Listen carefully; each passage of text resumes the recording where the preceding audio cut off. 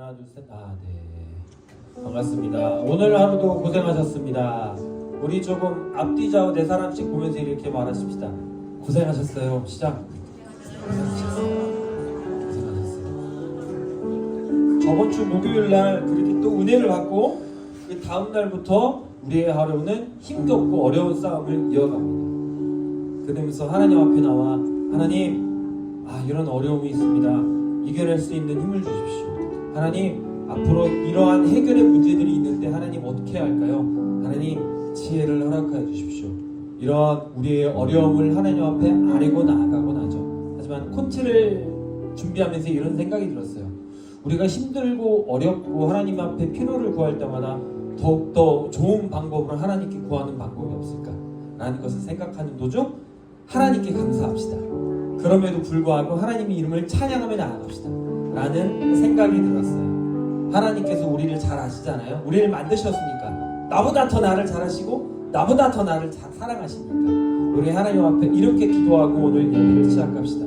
하나님, 제가 막 하나님 앞에 이거 어려워요, 저거 어려워요, 하나님 이거 힘드니까 이거 해결해 주세요 라고 말하지 않아도 하나님 잘 아시죠? 하나님 때 가장 좋은 방법으로 나를 인도해 주실 주님을 믿습니다. 제가 겁이 많아서 그럴 수도 있겠지만 시간 다시 한번 하나님 앞에 다짐하며 나아갈게요. 하나님, 주님을 믿으며 제가 어려울 때마다 더욱더 주님의 이름만 크게 외치겠습니다. 제가 믿음으로 하나님의 이름을 외치는 것만큼 나에게 뜨거운 은혜와 사랑을 허락하여 주시옵소서. 우리 각자의 기도를 올려드리며 예배를 시작하도록 합시다. 기도합시다. 하나님, 나의 모든 기도를 주님께 맡기며 나아갑니다. 하나님, 나를 사랑하시고 나를 인도해 주시는 하나님의 이름 앞에 더욱더 주님 이름을 크게 외치며 나아갑니다.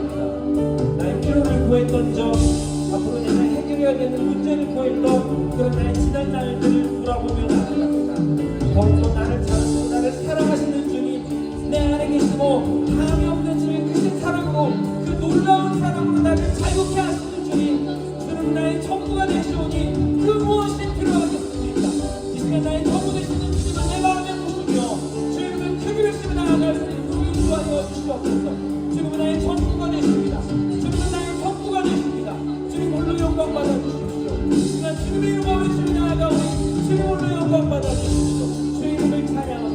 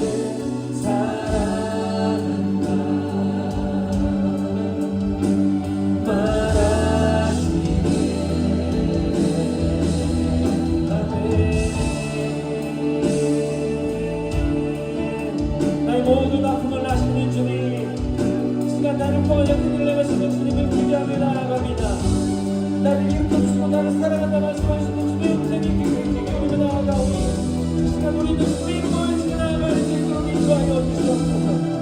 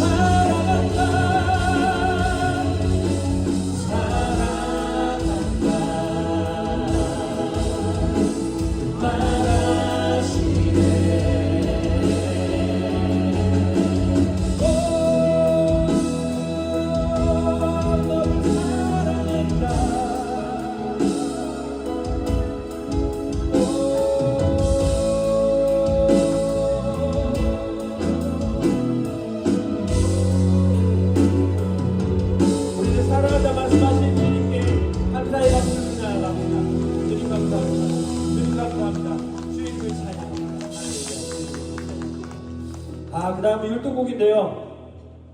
저만 부르고 저번에 한번 했었는데 기억이 나실는지 모르겠어요. 자, 싱어들이 율동을 하기 위해 아주 분주합니다. 저번에 이날은 주가 신 날 기억나시나요? 그 자리에 한번 일어나서 우리 율동으로 주님을 기쁘게 찬양하며 나아갔으면 좋겠습니다. 우선은 한번 배워본 걸로 한번 찬양해볼까요? 네, 네, 주세요.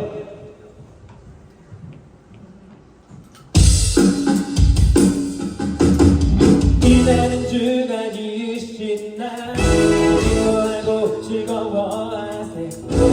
이날은 주가 지으신 날 한 번 더 즐거워하세. 이날은 주가 지으신 날 기뻐하고 즐거워 돌아 이날은 주가 지으신 날 기뻐하고 오른쪽부터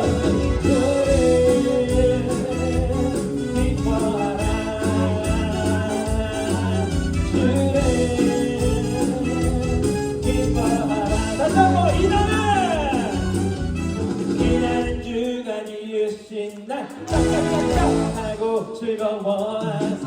이날은 주가 지으신 날 한 번 더 즐거워. 이날은 주 이날은 주 율동을 하니까 찬양이 안 되네. 하세. 이날은 주가 지으신 날 기뻐하고 즐거워하세.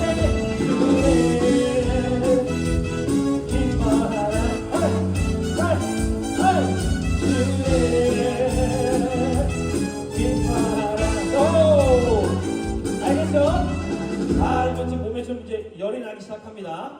이게 주의할 점은 이 옆에 이렇게 부딪히지 않게 조심하시고요.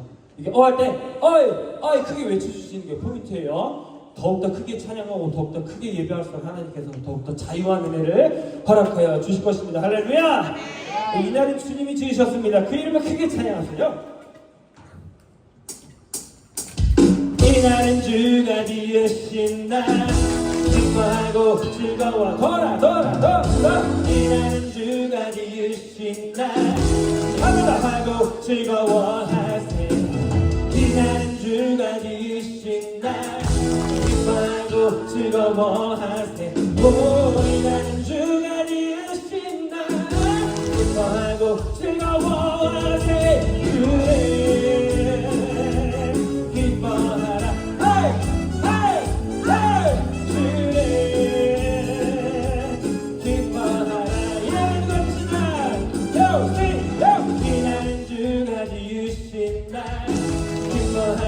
즐거워하세. 이날은 주가 지으신 날 기뻐하고 즐거워하세.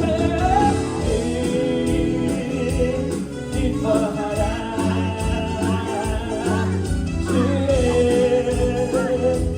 기뻐하라. 이제 우리 모두 주님 앞에서 주님 앞에서 기뻐하며 주를 찬양. 존귀하신 우리 주님을 기뻐하고 찬양하세. 주를 기뻐하라 주를 기뻐하라 주를 기뻐하라 주를 기뻐하라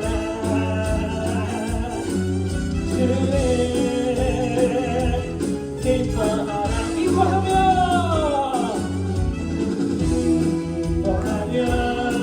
생기의 노래 부르리. 주가 회복시키시네. 사랑으로 억눌렸던 사고와 칭찬과 영상 다시 한번 기뻐하며 생기의 노래 부르리. 기뻐하며 주님께서 우리에게 승리를 허락해 주십니다. 오늘 너무 물리치시고 주님께서 승리하셔야 됩니다. 주가 회복시키시네. 그 사랑으로 억눌렸던 사고와 칭찬과 영성 얻게 하시네.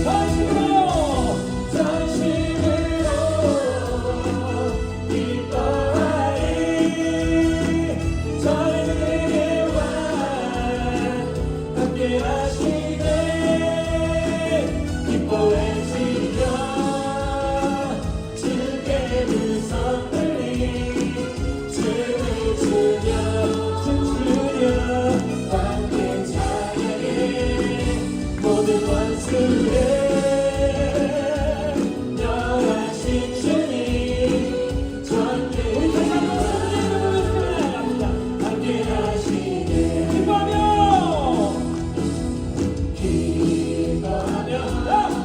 승리의 노래 그래서 주가 회복시키시네 그 사랑으로 허물렸던 자모와 칭찬과 영성 얻게 하시네 전심으로 기뻐하리 전능의 왕 함께 하시네 기뻐 외치며 주께 두 손들이 춤을 추며 춤추며 함께 찬양해 모든 원수를 멸하신 주님 전능의 왕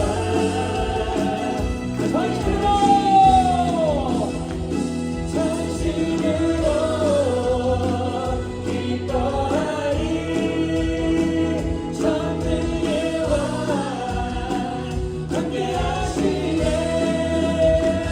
기뻐 외치며 주께 두 손들이 춤을 추며 춤추며 함께 찬양해 모든 원수를 멸하신 주님 전능의 왕 함께 전능의 왕 함께 하시네 전능의 왕 함께 하시네 회복의 주님 모든 어두운 곳에 계신 주님을 찬양하며 할렐루야 할렐루야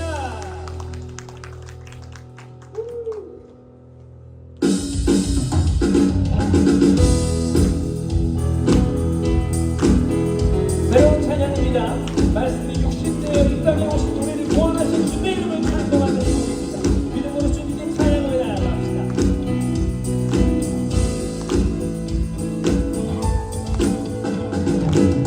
말씀이 육신되어 이 땅에 오신 예수 모든 어둠이 이기고 영원한 생명 되신 하늘의 통치자 이 땅에 임하셨네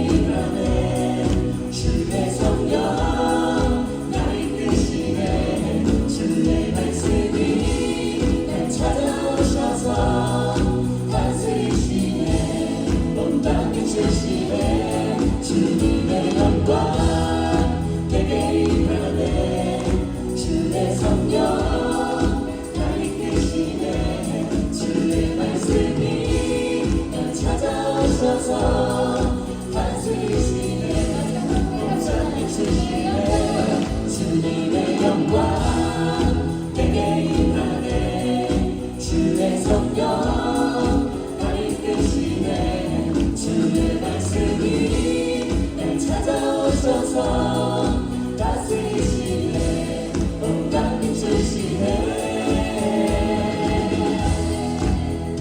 네, 말씀을 들어서 이 땅 가운데 오신 예수님을 찬양합니다.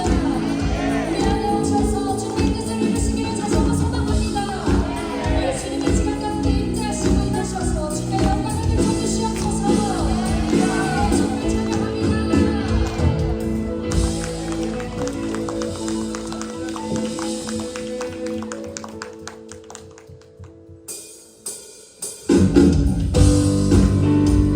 다시 한번 걸어가신 주님의 이름을 찬양을 나갑시다.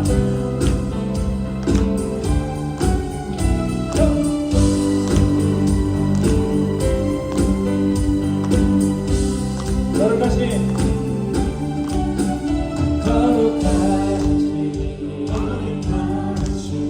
전능의 주 찬양받는 합당한 주 나의 평생 주님만을 사랑하며 다니리라 찬양하며 건배해 귀하신 나라의 왕 주님 앞에 엎드려 사랑하며 높이 찬양하며 경배해 귀하신 사랑의 왕 주님 앞에 엎드려 사랑하며 높이 나의 생을 주만이의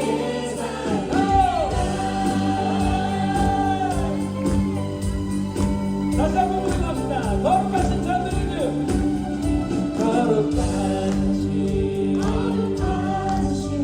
전능의 주 찬양받기 합당한 주 나의 평생 주님만을 사랑하며 나르리라 찬양하며 경배해 귀하신 나라의 왕 주님 앞에 엎드려 사랑하며 높이 찬양하며 경배해 귀하신 나라의 왕 주님 앞에 엎드려 사랑하며 높이 나의 생을 주만 위해 살리라 모든 주의 주 모든 주의 주 모든 왕의 왕 전능하신 분 만물의 주님 주인 만우의 위대하신 분 어린 양 되신 평화의 왕 살아계신 주 구원의 은혜 영원히 말씀을 전도해 주들 알바 오메가 저희와 나주 나의 구원 메시아 제 그 되신 분 나의 생을 주만이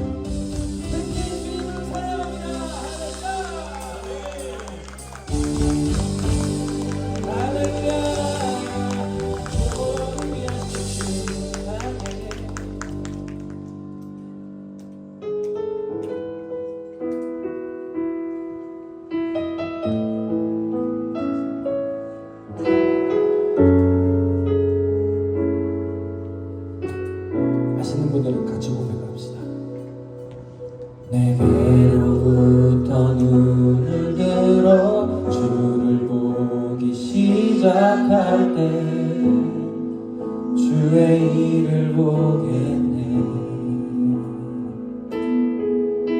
내 작은 마음도 익히사 하늘에 꿈꾸게 하네.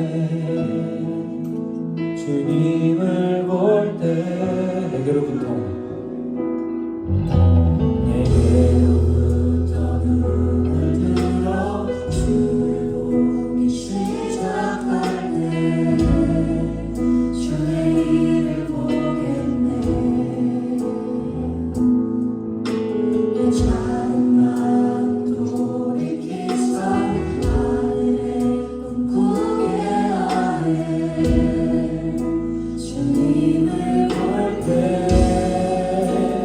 모든 시선을 주님께 드리고 살아계신 하나님을 느낄 때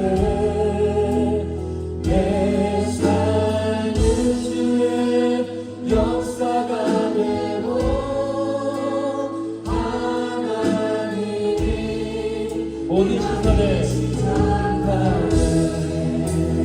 모든 시선을 주님께 드리고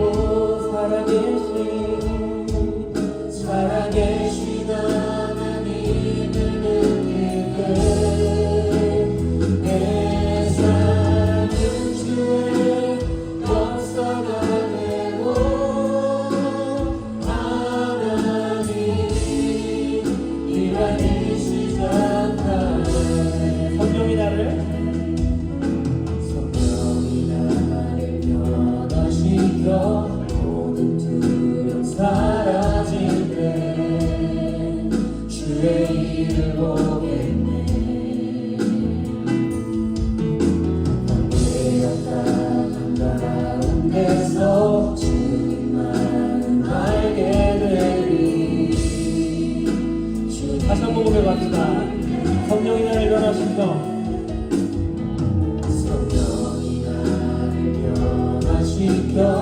모든 두려움 사라질 때 주의 일을 보겠네. 황폐한 땅 가운데서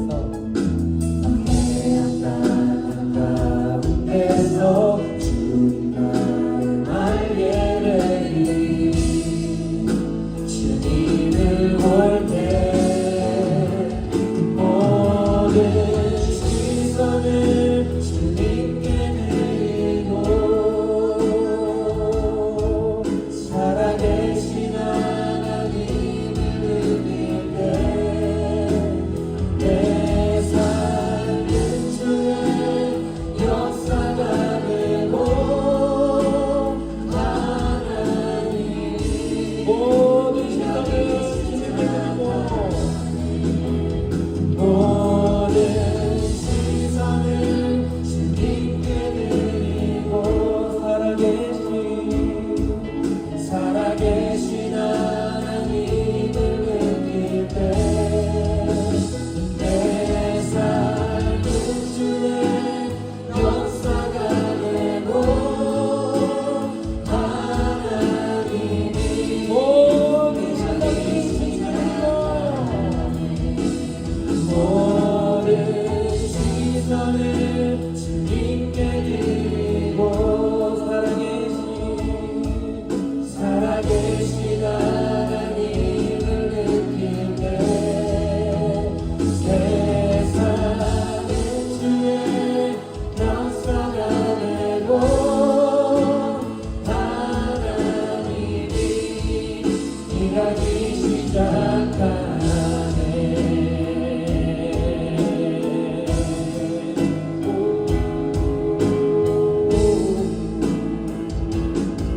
이곳 앞에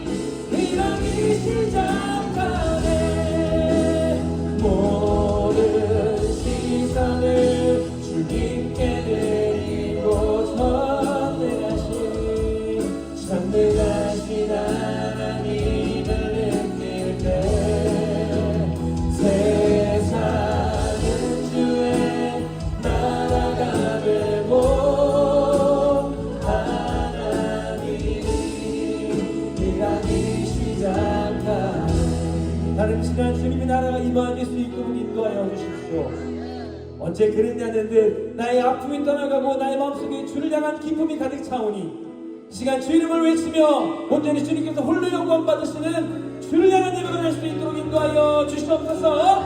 우리 주여 한번 크게 부르고 기도합시다. 주여 시간 주님을 바라보고 주님을 외치며 당신과 주님을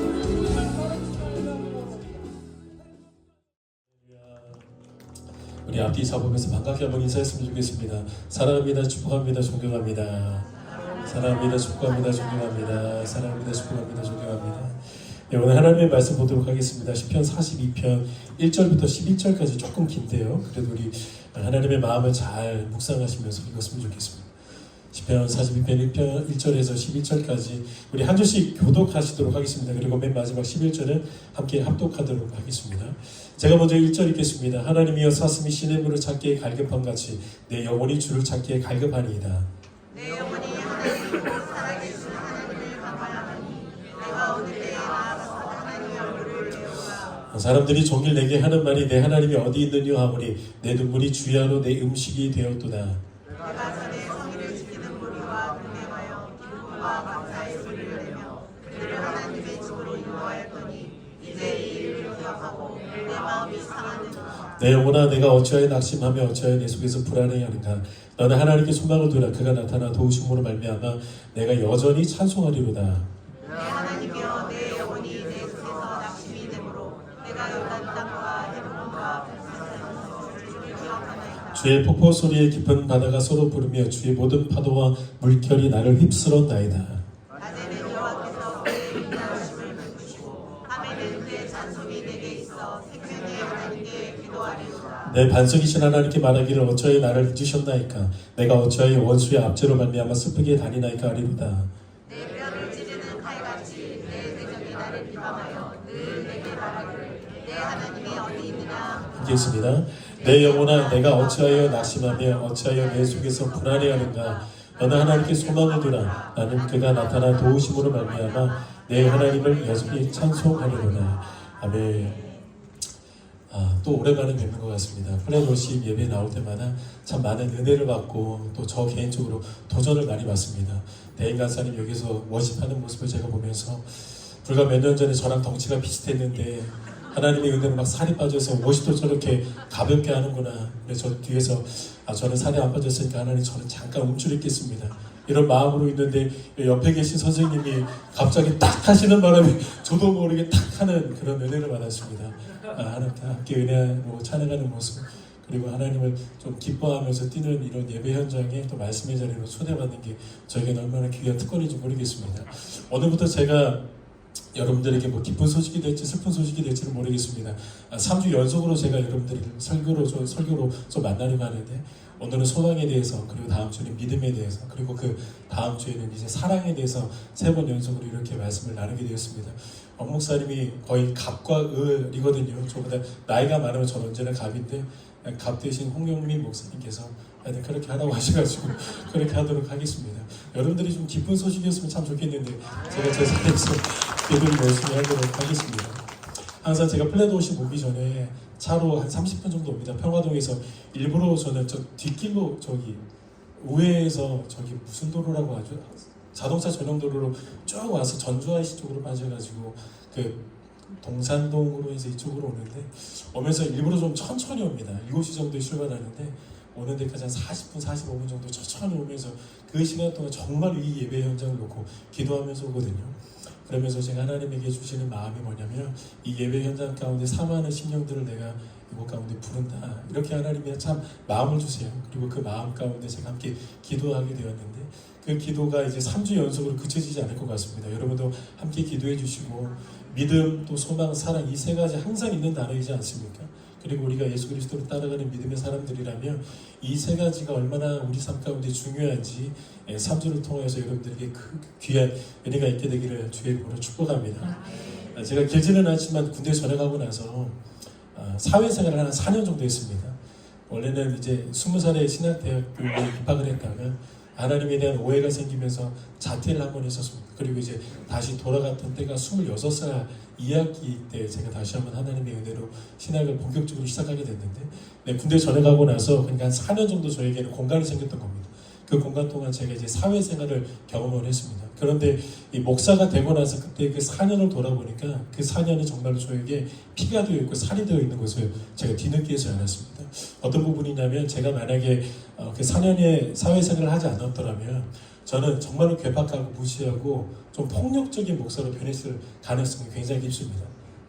정죄하고 비방하고 비판하는 그런 젊은 목사들이 좀 크게 특기가 있습니다. 왜 그런지 모르겠는데 피가 뜨거워서 그런지 좀 정죄하고 비판하는 것들이 좀 많이 있습니다. 저에게도 그런 것들이 많이 있었는데, 제가 아마 사회생활을 하지 않은 그냥 완전히 깡그리 좀 목사로만 살아왔던 사람이라면 저는 성도들을 향하여서 뭐 주중 예배도 안 드리고 새벽 예배도 안 드리고 당연히 기도를 해야지 이런 식으로 저도 모르게 뭐 입술로 대놓고 정죄는 하지 않았겠죠. 그런데 많은 성도들을 향하여서, 그러니까 경건 생활을 잘 하지 않는 성도들을 향하여서 저는 제 나름대로 정죄하고 그렇게 율법주의처럼 바리새인들처럼 그렇게 다른 사람들을 폭력했을 목사가 됐을 수도 있을 것 같습니다. 그런데 제가 사회생활을 하다 보니까 생각의 전환이 조금 생겼습니다. 물론 하나님이 저 같은 목회자에게 성도들을 향하여서 예배생활을 강조하고 또 경건생활을 훈련시켜야 되는 것은 어떻게 보면 사명입니다. 이거는 하나님 안에서 결산받아야 되는 부분입니다. 얼마나 그것을 강요하고 외치고 그 현장으로 이끌어 갔느냐, 이거는 제가 목회자로서 하나님에게 결산받아야 되는 분명한 부분이기는 하지만, 제가 사회생활을 하고 이제 목회를 하다 보니까요, 제가 생각이 조금 바뀌어지는 부분이 하나 있는 것 같습니다. 그게 뭐냐면, 분명히 예배생활이 중요한데 성도들이 얼마나 고군분투하면서 사회생활하고 신앙생활을 하고 있는지를 제가 4년 정도 겪어보니까, 제가 새벽기도를 왜 안 나오십니까? 이런 말이 잘 나오질 않습니다. 얼마나 힘들지는 아니까. 공사판에서 16시간 동안 일하시는 분들을 제가 만나고 제가 그 현장에서도 있어 보니까 그게 잘 나가지 않습니다. 그 말이 잘 되지 않습니다. 그래도 또 말은 해야 되고 강조는 해야 되고. 그런데 제 안에서 변화가 무엇이었냐면, 그렇게 피곤하고 고군분투하면서도 사회에서도 일이 치고 또 예배생활하면서도 교회생활하고 교회 봉사하는 그 성도들이 사회에서 힘든데 예배를 나오라고 강요할 것이 아니라, 예배에 좀 생명을 걸어라 라고 이렇게 먼저 서둘러서 강요하고 폭력을 행사할 것이 아니라, 목회자인 저부터가 그 예배 현장 가운데 생명력이 좀 느껴질 수 있는 예배, 그 진리의 달콤함을 느낄 수 있는 그런 말씀을 준비하면, 제발 몸 생각하면서 예배 좀 쉬십시오. 오늘은 괜찮으니까 주중 예배 한번 빠진다고 지옥 가고 뭐 자네도 저주받는 거 아니니까 제발 좀 쉬십시오 라고 말해도 알아서 나올 거라는 게 느껴지는 거예요. 그래서 하나님이 저에게 주시는 메시지는 뭐였냐면, 예배의 생명을 걸어라 라고 반드시 외쳐야 되는 목회자이지만, 그보다 먼저 네가 먼저 예배 안에서 생명력이 있도록 무릎을 꿇어야 되고, 진리의 말씀 안에서 달콤함이 느껴질 수 있도록 예수 그리스도께서 말씀을 전하셨던 것처럼, 그리고 다윗이 시편에서 주의 율법에서 놀라운 것을 좀 보게 해주십시오. 그런 그 달콤함과 진리의 그 아름다운 비밀들이 제발 성도들에게 들려질 수 있도록 네가 먼저 생명을 걸어라, 이 외침이 저에게 같이 있는 것 같습니다. 사회생활을 하지 않았으면 저는 참 진짜 괴팍한 목사가 됐을 것 같습니다. 저는 여러분들이 얼마나 지금 고군분투하시면서 또 사회생활 하시냐, 또 가정도 갖고 싶고, 또 이제 자녀들을 위해서도 얼마나 지금 노력하시는지 제가 알기 때문에 저는 참 그런 마음이 들 수밖에 없는 것 같습니다. 한편의 설교를 준비하더라도 그냥 대충 설교 준비하는 거 하나님 안에서 너무나도 큰 범죄하는 것 같고, 그러면서도 지금 이 기도의 자리, 예배 현장에 나온 그 성도들을 향하여서 좀 더 수고하고 좀 더 무릎을 꿇어서 말씀을 전해야 되는 그 막중한 책임이 저에게 있는 것 같아서, 하나님 또 그 은혜를 사회생활 4년 하면서 저에게 부어주신 것만 같아서 너무나도 감사한 것 같습니다. 그래서 그 4년의 세월이 저에게는 참 막막한 터널이었습니다. 왜냐하면 하나님에 대한 오해가 완전히 극에 달해 있을 때고, 그 다음에 사회생활 4년을 하니까요, 풀리는 게 하나도 없었습니다. 아니, 목사들 팔자가 사회생활에서 뭐가 풀리겠습니까? 풀려지지 않는, 그리고 이해되지 않는 그 제 인생의 4년이라는 한 조각이었는데, 목회자로 살아가니까 그게 진짜 이제 저에게 보물이 되어 있다는 것을 제가 느끼게 됐습니다. 여러분들 삶 가운데도 이해가 되지 않는 그 한 조각 한 조각들이 있을 겁니다. 도대체 내 인생에는 왜 풀리지 않는 이 퍼즐들이 있었지? 왜 내 자녀들의 삶 가운데는 전혀 유익해 보이지도 않는 아무런 가치도 없는 그런 시간들이 왜 이렇게 존재하지? 여러분, 그거 하나님이 가장 적당한 때에 쓰시는 재료인 줄 믿습니다. 이 믿음이 여러분들의 삶 가운데 있었으면 좋겠습니다. 제가 사회생활을 하는데 꼭 일해보고 싶었던 현장이 있었습니다. 대학병원입니다.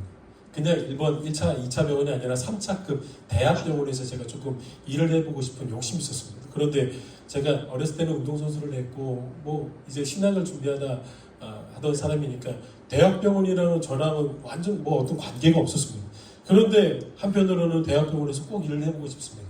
저것도 간호사들 보고 싶어서 이게 아니라 그냥 그 병원이 어떻게 보면 육을 살리는 곳이고 저는 영을 살려야 되는 사람이기 때문에 그런 마음이 있었는지 모르겠습니다. 그래서 대학병원에서 좀 일해보고 싶은 생각이 있었습니다. 그런데 배운 것도 없으면 거기가 관계되어 있는 어떤 전문 자격증이 있는 것도 아닙니다. 그래서 그냥 한번 꿈만 꾸는 거겠구나 이렇게 생각을 하고 있던 찰나에 한 24살 때 정도였었던 것 같아요.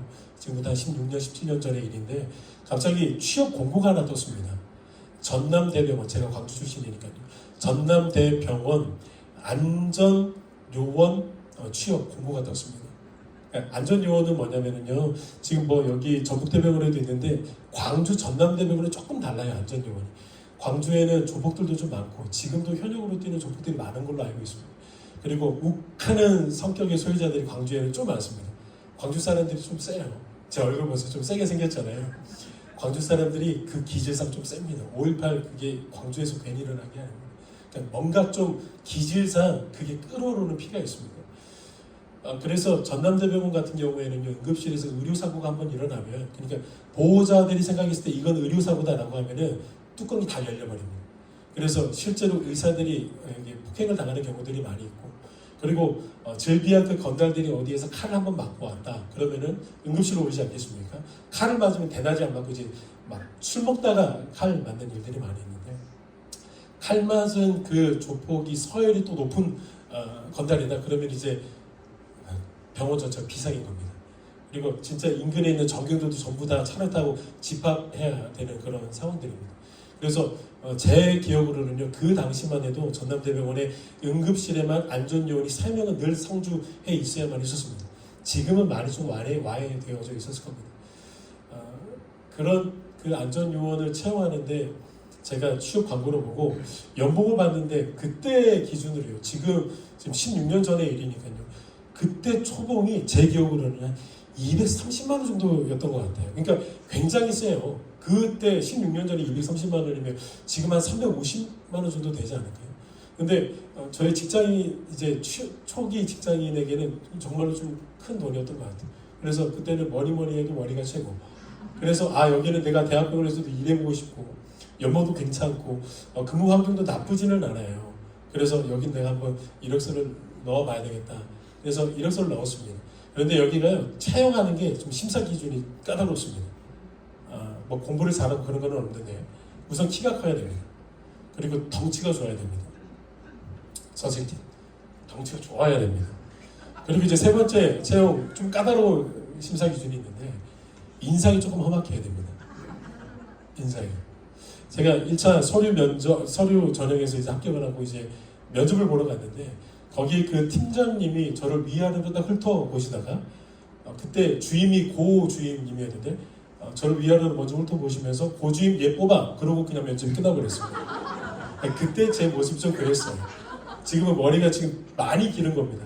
예전에 거의 삭발 비슷하게 해변대 머리 스타일로 하고 다녔는데 머리 기르는 게 너무 싫고 막 머리 뭐 바르는 것도 싫어가지고 그렇게 다녔는데, 그렇게 딱 정장에 입고 면접에 가니까 바로 뽑혀가지고 제가 거기에서 한 2년 정도 근무를 했던 걸로 기억을 하고 있습니다. 근데 그렇게 취업을 하고 나서 대부분이 응급실에서 이렇게 일이 진행이 되는데 이 교대로 계속해서 진행이 되는데요, 간혹 정신과 입원병동에서 저희 같은 이제 안전요원을 한 번씩 부를 때가 있습니다. 다급하게 전화를 해서. 정신과 입원병동에는요, 원래 남자 상주 직원이 항상 있습니다.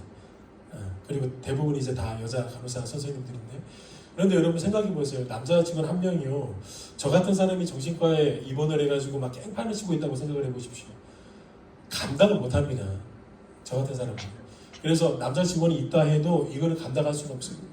여자 간호사 선생님들이 다 달라붙어도 저 같은 사람은요 감당할 수가 없습니다. 그래서 좀 큰 일들이 있으면요 다급하게 저희 응급실에 있는 저희 안전요원들에게 이렇게 부탁을 합니다.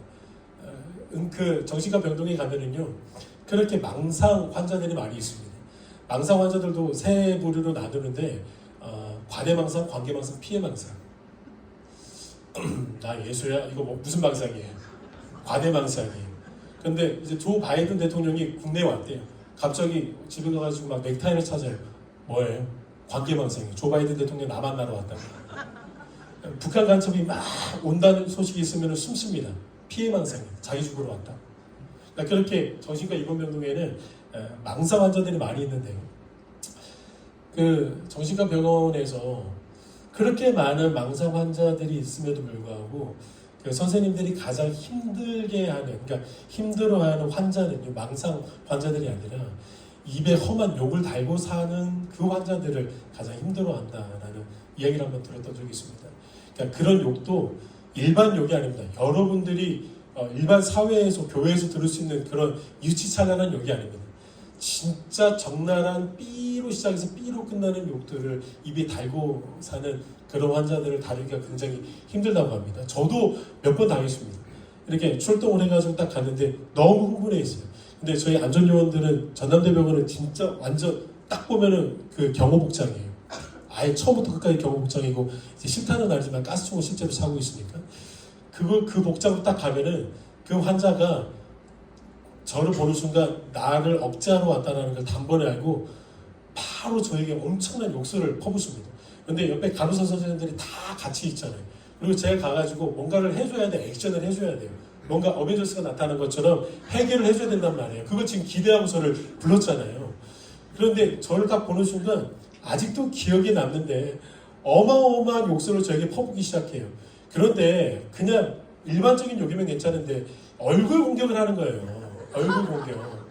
그러면서 그때 그 환자분이 저에게 무슨 공격을 했냐면 잊혀지지 않는 그 공격인데 이런 3등신한 제가 여러분들이 보셔서 아시겠지만 얼굴이 다른 사람보다 조금 더 크잖아요. 많이는 아니고 조금 더 크지 않습니까? 이 반응 뭔데요 지금? 조금 큰데 그 사람이 얼굴 몸통 다리 3등신한 막 이런 식으로 저를 욕하는 거예요. 그러니까 아무리 봐도 제가 3등신은 아니잖아요. 5등신 정도는 되지. 8등신은 안 되겠지만 막 그런 식으로 저를 막 욕하는 겁니다. 그래서 막 제가 표정 관리도 잘 안 되고 옆에서 간호사 선생님들은 이게 웃는 건지 같이 아파하고 있는 건지 잘 모르겠어요. 그런데 갑자기 누가 픽 하고 막 도망가고 그 뭐예요? 웃긴다라는 거잖아요. 그런데 그 경호원들은요 웃으면 안 돼요. 안전요원들은 거기에 그 수칙이 있습니다. 이빨 보이지만 안 하고 그 팀장님이 약간 그 가오를 많이 살리는 팀장님이었는데 그래서 막 같이 웃을 수가 없어요. 그래서 거기에서 뭔가 좀 어설게 한다고 하여튼 어떻게든 다 억지를 해요. 머리부터 머리 빼고 다 묶습니다. 실제로 다 묶습니다. 그러니까 그 묶는 게 간호사 선생님도 혼자 못하니까 제가 가서 통통통 묶어버려요. 미라처럼 묶어놓습니다.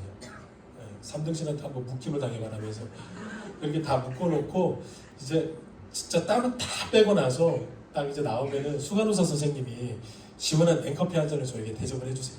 그러면서 이제 이런저런 말들을 하는데 제가 아무런 생각 없이 그 수간호사 선생님에게 뭐라고 툭 말을 꺼내서 질문을 했냐면 선생님 매일 이렇게 욕 들어가시면서 일하시느라 참 고생이 많으시죠. 아무 생각 없이 제가 그렇게 이야기했어요. 왜냐면 제가 지금 힘드니까 욕 들어가면서 일을 해보니까 힘들어서 제가 그렇게 수간호사 선생님에게 툭 이야기를 했습니다. 별 생각 없이. 근데 그 수간호사 선생님 예수 믿는 사람이어서 저랑 조금 가깝게 지냈었는데 그 수간호사 선생님이 그 질문에 대한 답을 이렇게 저에게 해주셨어요. 대답을 해주셨어요. 근데 그 대답이 아직도 잊혀지지 않습니다. 정말로 과거입니다. 제가 이 3등신한 이거보다 잊혀지지 않는 말을 하셨어요. 저는 괜찮아요. 그저 환자일 뿐인데요. 욕으로 들리지가 않습니다. 그런데 이제 막 들어온 신입 간호사 선생님들은 굉장히 힘들 거예요. 마치 제가 지금 힘든 것처럼 신입 간호사 선생님들도 힘들겠죠. 왜냐하면 욕으로 들리니까. 그런데 이 수간호사 선생님은요, 욕으로 들리지가 않는데요. 그러니까 분명 똑같은 상황에 똑같이 처합니다. 그런데 누군가는요, 이 3등신하면서 집에 가서 내가 진짜 3등신인가 거울을 보고 있고, 그래서 힘들어서 수간호사까지 못 가요. 힘들어서 그만둬요. 그런데 누구는 그게 욕으로 들리지가 않아서 잘 참고 견뎌서 수간호사의 역할까지, 그래서 선한 영향력을 끼치는 사람으로 올라가고 올라갑니다. 심리학에서 이것을 해석의 차이라고 말합니다. 해석의 기술이라고 말을 합니다.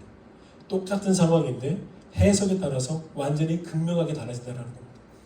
제가 자주 인용하는 말이 있습니다. 성 아우구스티누스라고 알려져 있는 그 어거스틴이 쓴 말인데, 고통은 같지만 고통을 당하는 사람들은 다 같지 않다는 거예요.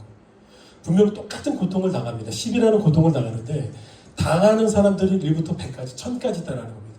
그래서 동일한 고통을 당하지만 고통을 당하는 사람들은 다 달라요. 푸시업을 막 시킨단 말이에요. 군대 가면은요. 근데 똑같이 푸시업을 하는데 누구는 옳다고는 막 푸시업을 하는 사람들이 있습니다. 원래부터 매일 푸시업을 운동 차원에서 하는 사람들은 여기서도 푸시업을 시켜주네? 그래서 그 얼차례 시간에 푸시업을 기분 좋게 합니다. 그런데 한 번도 푸시업을 해본 적도 없고 운동에 운자도 싫어하는 그 사람은요, 푸시업을 하는 순간부터 머리부터 발끝까지 피가 거꾸로 솟구쳐 올라가는 겁니다. 다시 한번요. 고통은 같지만요, 고통을 당하는 사람들은 다 다르다는 사실입니다. 저와 여러분이 만약 고통과 상처가 오지 않기만을 바라는 그런 사람이 아니라 막무가내로 하나님 내 삶 가운데는 고통이 없었으면 좋겠어요. 제 삶 가운데는 고난, 그 안에 아무리 귀중한 가치가 있다고 해도 고난만큼은 좀 없었으면 좋겠습니다. 이렇게 만약 이런 것들을 구하는 사람이기보다는 고통이나 고난도 어떻게 감당할 수 없는, 정말로 세상에 감당할 수 없는 믿음의 사람이 되기를 주의 이름으로 축복합니다. 그러려면 뭐가 필요하냐면 성령의 기름 부으심이 필요합니다. 어떤 목사님이 이걸 잘 설명한 것 같아요. 성령의 기름 부으심. 이런 설명 여러분 혹시 들어보셨나요? 성령의 기름 부으심은요, 머리부터 기름을 이렇게 붓습니다. 머리부터 기름을 부으면은요, 발까지 쭉 내려가죠. 그러면서 온몸이 적셔집니다. 그렇게 기름칠이 되어져 있는 것을 한번 생각해 보세요. 누군가가 나를 찌르려고, 나의 마음, 내 심장의 전곡을 찌르려고 누군가가 험한 욕을 해요. 험한 화살을 딱 쏴요. 근데 그 기름기 때문에 미끄러져 내려가죠. 유혹이라는 것이요, 발끝에서부터 나의 심장을 파고들기 위해서 나를 어떻게든 하나님과 떨어지게 하려고 조금씩 올라와요. 그런데 기름칠 때문에, 성령의 기름 부음을 받은 사람은요, 올라오다가 그게 기름기 때문에 다 떨어져 나가버리는 겁니다. 그러니까 성령의 기름 부으심이라는 것은요, 뭐 대단하고 특별하고 신비한 게 아닌 것 같아요. 우리 안에 인격 되시는 성령 하나님이 늘 함께 하실 수 있도록, 달콤한 관계가 늘 유지될 수 있도록 성령의 기름 부음 받은 사람은 어떤 고난이 와도, 어떤 고통이 와도, 어떤 유혹과 시험이 와도 올라오다가 미끄러져 내려가 버리고, 올라오다가도 미끄러져 내려가 버리고, 하늘에서 떨어져도 그게 그냥 머리에서 미끄러져 내려가 버리고. 여러분, 이게 성령의 기름 부으심의 특징인 줄 믿습니다. 기름 부음을 받은 다윗을 한번 생각해 보세요. 다윗이 사무엘 선지자를 통해서 기름 부으심을 받아요. 그런데 그 기름 부음을 받은 다윗에게 기다리고 있었던 건 아름다운 꽃길 걸어가는 인생이 아니었습니다. 무엇이 기다리고 있었습니까? 바로 광야의 삶이 기다리고 있었습니다. 사울의 창과 칼이 기다리고 있었습니다. 그런데 사울의 창과 칼, 그리고 다윗을 향한 험한 욕과 그를 향한 비난과 정죄들이요, 기름 부음을 받은 다윗이었기 때문에 다 미끄러져 내려가 버리더라는 거예요. 광야에서 주옥 같은 시편들을 작사합니다. 사울을 통해서, 그 자기를 대적하는 사울을 통해서 내가 얼마나 하나님을 경외하는 사람인지를 입증해 보여버립니다. 동굴에 피신해 있는데 사울이 딱 와서 죽일 수 있는 절호의 찬스, 주위에 있는 모든 사람들이 다윗 왕이여 하나님이 주신 찬스입니다라고 유혹할 때도 하나님이 기름 부음 받은 이 사람을 나는 절대로 손대지 않겠노라. 그 순간에도 하나님에게 얼마나 신실했던 사람인지를 입증해 보이는 재료로 써버리더라는 겁니다. 그러니까 성령의 기름 부으심이라는 것은 마치 이런 것 같습니다. 제가 지금 초도에 왜 이런 말씀을 많이 드리냐면, 우리가 깊이 생각해야 되는 부분이 있어요. 이 소망을 생각할 때 우리가 먼저 한번 깊이 여러분들의 삶 가운데, 여러분들의 신앙 속에서 깊이 생각해야 되는 부분이 있기 때문에 그렇습니다. 그 어떤 부분이냐면, 문제는 언제나 밖에 있는 것이 아니라 밖으로부터 찾아오는 것들이 문제이긴 하지만, 진짜 문제를 문제되게 하는 것은 밖에 있는 그 무엇인가가 아니라 하나님 앞에 서 있는 우리 자신이라는 거예요. 여호수아를 필두로 가나안의 첫 번째 정복 전쟁을 떠납니다. 이스라엘 백성들이 여리고 성읍을 이제 점령하죠. 근데 그 가나안 지역에서 유독 참 그 시대에도 마치 불가사의하게 할 정도로 어마어마한 성읍이었어요. 여리고 성읍. 성벽이 두께가 7m였습니다. 높이는 뭐 웅장함을 말할 것도 없고 성벽이 7m였는데 그 성벽이 한 겹이 아니라 이중 성벽이었습니다. 7m 되는 이중 성벽이었습니다. 그래서 그 당시에 어떤 무기들을 사용해도 이 성벽은 절대로 무너뜨릴 수 없는 성벽이었습니다. 그게 바로 여리고 성읍이었어요. 그런데 그 견고한 성읍이 보란듯이 세워져 있는데 하나님의 택한 이스라엘 백성들에게 참 우스꽝스러운 말씀을 하시죠. 내가 이 성을 너희 손에 넘겨 주었다. 이 소망의 말씀을 주시는 겁니다. 근데 완료형으로 말씀을 하세요. 너희들이 이렇게 하면 내가 주겠다라고 말씀을 하시는 것이 아니라 내가 너희들에게 이 성읍을 주었으니까 너희들은 매일 한 바퀴씩 돌고 7째 날 7번 돌고 나팔을 불며 마지막에 크게 소리쳐 외쳐라. 그러면 이 성벽이 무너져 내릴 것이다. 7m 되는 이중 성벽입니다. 그 성벽 앞에 대고 하나님이 이 어처구니없는 말씀을 하시는 겁니다. 소망이 말씀을 하시는 겁니다. 그런데 여러분 그 상황을 한번 깊이 생각해 보시고 상상해 보세요. 여리고 성읍을 매일 한 바퀴씩 돌고 있습니다. 이스라엘 백성들이 여호수아를 필두로 계속 돌고 있어요. 제사장들과 함께 돌고 있어요. 6째 날까지는요, 쥐 소리도 안 나요. 어떤 소리도 안 나고 묵묵히 돌고만 했어요. 그 장면 여러분 한번 생각해 보세요. 지금 그들은 무슨 전쟁을 하고 있습니까? 여리고 성읍에서는요, 화살 하나 날아오지 않습니다. 여호수아는 분명히 이야기합니다. 성은 닫혔다. 아무것도 날아오지 않아요. 작은 돌멩이조차 이스라엘 백성들을 향해서 던져지지 않습니다. 그런 여리고 성읍을 돌고 있는 이스라엘 백성들 한번 생각해 보세요. 그들은 지금 무슨 싸움을 하고 있는 것 같으세요? 여리고 그 사람들이랑 싸우고 있습니까? 아니에요. 그 싸움을 하고 있는 게 아니에요. 가나안 그 첫 번째 전투는 결국에는 이게 예고편이고 이렇게 싸워야 된다는 것을 말씀해 주시는 건데, 그리고 우리가 세상 한복판에서 가정에서 교회 안에서 이렇게 싸워야 한다라는 것을 말씀해 주고 있는 건데, 그들은 지금 무슨 싸움을 하고 있습니까? 자기 자신과의 싸움을 하고 있는 거예요. 오늘 본문 말씀을 통해서 보면 5절을 보세요. 내 영혼아 내가 어찌하여 낙심하며 어찌하여 내 속에서 불안해하는가. 너는 하나님께 소망을 두라. 그가 나타나 도우심으로 말미암아 내가 여전히 찬송하리로다. 그러니까 지금 여리고 성읍을 돌고 있는 이스라엘 백성들은요, 어떤 싸움을 하고 있는지 아세요? 소망의 싸움을 하고 있는 겁니다. 이 싸움을 하고 있는 겁니다. 아무도 자신을 공격하지 않다니까요. 그저 바탕화면처럼 세상이라는 그 정말로 바벨론 같은 그 성읍이 있는데, 그 성읍 한복판에서 누구와의 싸움을 하고 있는 거냐면, 내 안에서 소망이 굳건하게 있는가, 주의 말씀이 소망으로 살아있는가, 이 싸움을 지금 먼저 하고 있는 거예요. 하나님께 소망을 두는 싸움. 그리고 그 하나님이 저기 멀리 계시는 게 아니라 하나님이 말씀하신 대로 분명히 그분께서 나타나 도우심으로 말미암아 우리가 나팔을 불면서 큰 소리로 외치면서 여전히 하나님을 찬송할 수 있는 그 찬송의 싸움을 하고 있는 겁니다. 그게 이스라엘 백성들이 가나안 땅에서 첫 번째로 했던 정복전쟁의 모습이었습니다. 그때나 지금이나 그리고 앞으로도 대부분의 영적인 싸움은요, 밖에서 일어나지 않습니다. 피터지는 전쟁터는 우리의 마음이라는 좌소입니다. 우리의 마음이라는 좌소. 왜 하나님은 성도에게 마음을 지켜라, 이게 지금 2번 정확하게 나오는데요, 신명기에서 나오고 잠언에서 한번 나옵니다. 마음을 지켜내라 라고 말씀을 하셨을까요? 지켜내다 라는 말씀은요, 원어를 보면 파수한다 라는 거예요. 파수한다라는 건 파수꾼을 생각해 보세요. 오늘날의 보초병이죠. 세우는 겁니다. 이 마음이라는 좌소에 적의 침투가 있지 않도록 보초병을 세워서 지켜낸다라는 거예요. 왜 하나님은 마음을 지켜내라고 말씀을 하셨을까요? 적들이 어디에 침투하니까요? 우리의 마음이라는 좌소에 침투하니까요. 그래서 마음을 지켜내라 라고 말씀을 하시는 거예요. 그래서 잠언에서 모든 지킬 만한 것 중에 더욱 내 마음을 지키라. 생명의 근원이 이에서 남이니라 라고 말씀을 하셨던 겁니다. 그런데 이 마음이라는 좌소가 무엇을 먹고 살아가는 공간이냐면 또 잠언 13장 12절을 보니까 이렇게 이야기해요. 소망이 끊어지면 마음이 병들고, 소망이 끊어지면 뭐가 병든대요? 마음이 병든대요. 그러니까 이 마음은요, 소망을 주식으로 삼고 살아가는 좌소입니다.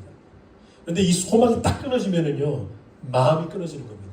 마음이 병들어지기 시작하면은요, 다른 것들은 알아서 도미노처럼 무너지기 십상입니다. 그래서 하나님은요, 우리에게 마음을 지켜내라 라고 말씀을 하셨던 거예요.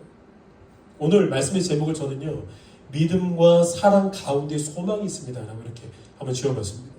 우리가 잘 아는 말씀이죠. 13장 13절, 고린도전서 13장 13절인데 우리 같이 한번 읽어볼까요? 시작. 그런즉 믿음, 소망, 사랑 이 세 가지는 항상 있을 것인데 그 중에 제일은 사랑이라.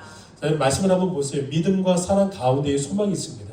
그러니까 소망은 언제나 믿음이 바라보고 있는 위치에 있어야 되고 사랑도 바라볼 수 있는 위치에 있어야 됩니다. 믿음과 사랑 가운데 소망이 있는 겁니다. 그리고 로마서 15장 13절 그리고 5장 5절을 보면 소망이 하나님이 모든 기쁨과 평강을 믿음 안에서 너에게 충만하게 하사 성령의 능력으로 소망이 넘치게 하시기를 원하노라. 믿음과 소망이 함께 있는 게 보이시죠? 그리고 5장 5절 소망이 우리를 부끄럽게 하지 아니하면 우리에게 주신 성령으로 말미암아 하나님의 사랑이 우리 마음에 부은 바 되느니. 그러니까 오늘 지금 말씀에서 보셔서 아시겠지만 믿음과 소망도 함께 가요. 그리고 사랑과 소망도 함께 가요. 언제나 소망은요, 무엇인가를 이끌어가는 힘이 있습니다. 그러니까 소망이 병들면 사랑도 병이 들고 소망이 병들면 믿음도 병이 드는 거예요. 그러니까 소망이 너무나도 중요하고 가장 먼저 여러분들이랑 말씀을 나누는 겁니다. 오늘 시편 42편은요, 본래 43편과 한 편의 시입니다. 그것을 알 수 있는 게 후렴구, 동일한 후렴구가 3번 연속 반복되는데 42편 5절 그리고 11절 그리고 43편 5절에 동일한 후렴구가 반복이 됩니다. 그 말씀이 내가 어찌하여 낙심하여 어찌하여 내 속에서 불안해하는가. 너는 하나님께 소망을 두라. 그가 나타나 도우심으로 말미암아 내가 여전히 찬송하리로다. 후렴구는 뭐냐면요, 이제 후렴구가 어떻게 보면은 이 시편의 주 메시지잖아요. 핵심이잖아요. 소망이에요. 후렴구는 소망이에요. 소망을 두어라. 누구에게요? 하나님에게. 근데 그 하나님이 소망의 하나님이 나타나신대요. 그리고 나타나셔서 잠깐 우리를 신방하시고 가시는 것이 아니라 도와주신대요. 그리고 여전히 우리가 예배자로 살아갈 수 있도록 하나님을 떠나지 않고 우리의 찬송이 늘 새 노래로 업데이트되면서 주님을 찬송할 수 있도록 그 하나님, 소망의 하나님이 우리에게 나타나신다는 것을 3번 연속으로 후렴구로 말하고 있는 겁니다. 대부분의 시편학자들은 이 42편과 43편을 누가 작시했는지 의견이 분분하지 않습니다.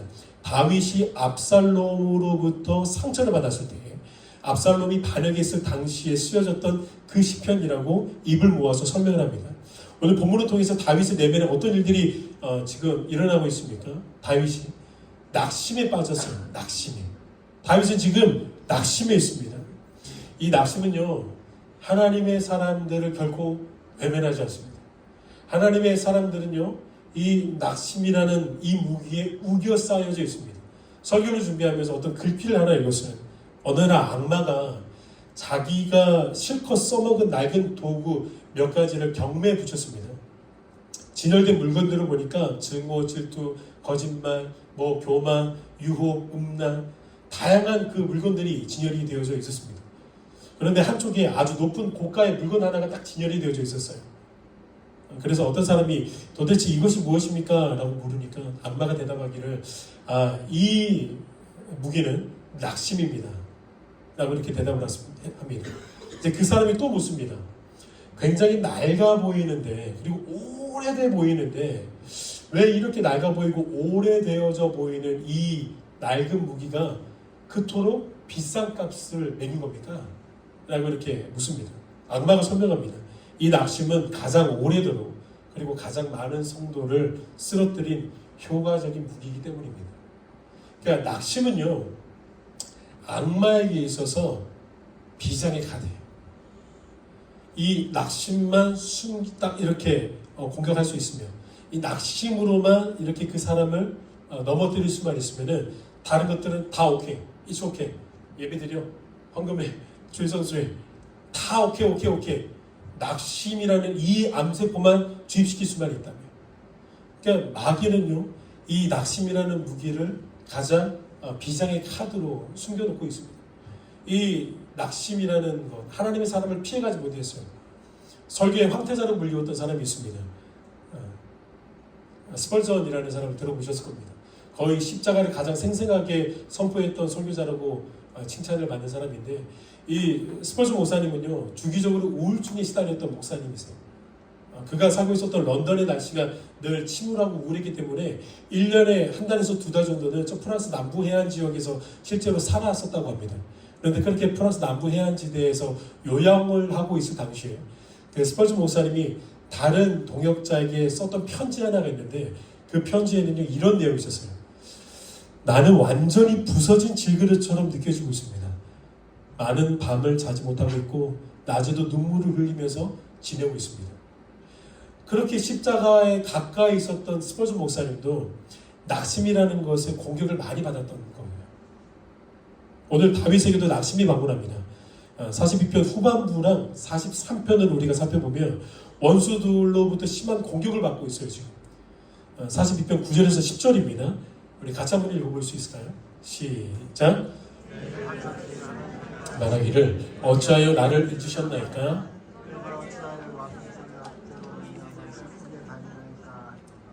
내 뼈를 찌르는 칼같이 내 대적이 나를 비방하여 늘 내게 말하기를 내 하나님이 어디 있느냐 하도다. 그러니까 지금 다윗의 사람들이 다윗을 이렇게 공격하고 있어요. 다윗의 이렇게 반기를 들었던 사람들이 또 다윗을 이렇게 공격하고 있습니다. 여러분들 다 아실 겁니다. 다윗이 압살롬을 통해서 이렇게 심한 고난을 경험하게 된 건 사실 압살롬의 잘못이기 전에 누구의 잘못이 먼저 있었습니까? 다윗의 잘못이 먼저 있었죠. 바세바 그 사건을 통해서 하나님은 나단 선지자를 통해서 다윗에게 너의 집에 칼이 떠나지 않을 것이다. 죄는 사여지는데 죄가 만들어낸 그 환경 안에서는 거할 수밖에 없는 거죠. 그러니까 그거는 그때나 지금이나 마찬가지예요. 다윗의 잘못으로 인하여서 압살롬이 반역을 했고 자기 가문에서 칼이 떠나지 않아요. 그래서 결국에는 다윗이라는 이 왕이 왕권을 찬탈되어지고 결국 압살롬이 이제 왕권을 찬탈해버리죠. 그리고 이제 자기는요 왕국에서 떠나서 도망자 신세로 전락해버리게 됩니다. 그런데 이 사실을 다윗을 늘 음해하고 다윗의 반기를 들었던 그 악인들이 알고 있었을까요? 그래서 다윗에게 이렇게 공격하는 거죠. 거봐 네 하나님이 너를 버렸어.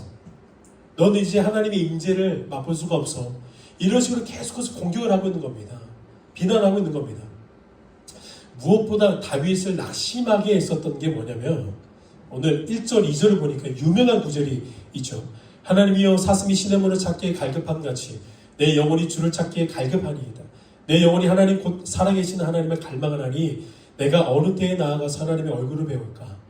그러니까 지금 이것 때문에 다윗이 낙심해 있는데 내가 어느 때에 하나님의 얼굴을 배울까. 그런데 4절을 보니까 성일이라는 단어가 나와요. 그래서 하나님의 얼굴을 배울까라는 이 단어는 결국에는 유대인들은요, 이스라엘 백성들은 1년에 3번 하나님의 얼굴을 뵙기 위해서 나와야 되는 그 예배 현장이 있었습니다. 공적인 예배 현장, 절기 예배 현장이 있었습니다. 그러니까 지금 그걸 보고 있는 거예요, 다윗은. 나는 언제쯤 이제 하나님의 얼굴을 뵈면서 그 성의를 거룩함으로 지켜낼 수 있을까? 그러니까 다윗이 낙심한 근본적인 이유가 뭡니까? 예배를 하나님의 영광을 음미하면서 하나님의 아름다움을 즐거워하면서 그 하나님께 구원의 감사함으로 감격함으로 예배를 드리고 싶은데 그 예배를 드릴 수 없게 된 그 환경으로 말미암아 마치 사슴이 시냇물을 찾기에 갈급함 같이 종이 신음하면서 그 예배를 목말라 하고 있는 거예요. 다윗이 지금 그 예배를 드리지 못하게 됨으로 말미암아 그 아픔이 얼마나 컸는지 낙심에 빠졌습니다. 도대체 난 언제쯤 그때 그 예배를 다시 한번 드릴 수 있을까? 그때 하나님 너무나도 아름답게 찬송했었는데 비파와 수금과 하나님이 예배했던 놀라운 그 악기들이 있었고 수많은 사람들과 함께 즐거움을 하나님을 예배했었는데 그 즐거움의 예배를 나는 언제쯤 맛볼 수가 있을까? 다윗이 이게 보이지가 않는 거예요. 고난인 이유가 뭐예요? 이게 언제 끝날지 모르니까 고난이 되는 거잖아요. 다윗이 보니까 언제 끝날지 모르니까 그게 낙심이 되는 겁니다. 예배에 대한 목마름이죠. 참 오늘날의 현대인의 그리스도인들과는 조금 먼 다윗의 모습이지 않습니까? 오늘날에 특히 다음 세대들에게 얘들아 우리는 천국에 가도 영원히 예배할 거야. 그러면 그렇게 표정이 밝던 다음 세대들이 갑자기 침통해지기 시작합니다. 그러면 저는 이제 다지기에 들어가죠. 설교를 길게 하기로 유명했던 사도 바울이 한번 말기 잡고 천국에서 설교하기 시작하면 누군가가 졸다가 떨어져서 못 부러져 죽기 전까지는 설교 안 끝난다? 이렇게 얘기하면은 다음 세대들은 천국에 가는 걸 심히 고민하기까지 합니다. 다윗의 모습이랑 조금 다른 현대인의 모습 그리고 다음 세대의 모습이지 않습니까? 사슴이 시냇물을 찾기에 갈급함 같이 하나님을 정말로 예배하고 싶어하는 그 다윗의 마음이 우리는 느껴져요. 사실 오늘날 우리를 낙심하게 만드는 것은요, 하나님을 예배하고 싶은데 예배하지 못하기 때문에 찾아오는 낙심은 아니죠. 그거는 북한 지하교회 우리 동포 성도들 그리고 중국에 있는 지하교회 성도들이 맛보고 있는 낙심일 겁니다. 근데 우리는 어떤 낙심인가요? 우리는 지금 여러분들이 자발적으로도 나와서 언제든지 예배드릴 수 있지 않습니까? 유튜브에서 월요일부터 주일까지 한 번도 쉬지 않고 예배를 드릴 수가 있습니다. 거의 예배 압사될 수 있을 정도로 우리는 예배를 드릴 수가 있습니다. 우리를 낙심하게 하는 건 뭘까요? 다윗과 같은 예배의 열정, 예배의 감동을 잊어버리고 잃어버리는 데에서 찾아오는 낙심입니다. 우리에게 있는 낙심입니다. 예배당을 걸어 올라올 때에 막 심장이 뛰고 그 말씀을 사모함으로 어떻게든 내가 앞자리에 앉아야지 그런 사모함으로 막 심장이 뛰면서 와야 되는데 그렇게 심장이 뛰는 게 아니라 예배당이 올라오면서 뛰는 심장이 갑자기 멎어. 그리고 이제 목사님이 손을 들고 축도를 하기 시작하면은 이게 축도가 좋아서 심장이 뛰는 건지 아니면 예배가 끝나서 좋아서 심장이 뛰기 시작하는 건지 어찌됐든 그때 대한민국의 모든 사람들은 주일 12시만 되면 심장이 다시 뛰기 시작합니다. 이게 우리를 낙심하게 합니다. 내가 그렇게 하나님을 뜨겁게 예배했었고 떠나는 십자가만 보면은 중보하면서 기도했는데 하나님 저 그 십자가 밑에 있는 예배당에서도 하나님의 임재가 있게 해 주십시오. 제가 오늘 오면서 동산동 쪽으로 오다가 제가 잠깐 살던 데가 있어요. 지금 골드클래스 옆에 있는 어떤 조그마한 연립주택이 있는데 제가 거기서 어렸을 때 조금 살았어요. 제가 거기 잠깐 방문했습니다. 그래서 10분 정도 거기서 기도하다가 왔어요. 뭐라고 기도했냐면 하나님 제가 어렸을 때 이곳에서도 하나님 함께 해주셔서 감사합니다. 제가 그때 하나님 감사하다고 말씀 못 드린 것 같아요. 제가 이곳에서도 제 유년 시절 이곳에서 하나님 함께 해주셔서 모태신앙으로 하나님 그 부모님 영적인 양분을 받으면서 살 수 있도록 이곳에서 함께 해주셔서 감사합니다. 그 감사의 고백을 한 10분 정도 하고 내려오려고 하는데 앞에 십자가 하나가 있더라고요. 조그마한 상가교회 같은데. 그랬는데 그 십자가를 어떻게 그냥 지나쳐요. 하나님 제가 그래도 설교를 해야 되니까 오면서 하나님 저곳에도 하나님의 임재가 있게 하시고 저곳에도 하나님의 영혼들이 찾아오게 하시고 막 중보하면서 기도하면서 이곳 가운데 왔습니다. 여러분 우리가 한번 돌아보시죠. 십자가 붉은 십자가 그 붉은 십자가 보면은 주체할 수 없는 그 눈물 때문에 예배했었던 때가 있었는데 예배는 나를 압사시켰던 그 행위가 아니라 압사되어져서 죽어가고 있는 피투성이로도 그냥 살아가고만 있는 나를 살게 했던 예배인데 그 예배의 감격이 나에게는 언제였는가? 이게 잘 이게 기억도 나지 않는 게 우리로 하여금 낙심하게 만든다라는 겁니다. 어떤 국내 예배 신학자가 자신의 책에서 이런 표현을 남겼어요. 오늘날의 예배는 민방위 교육이 되어져 버렸다.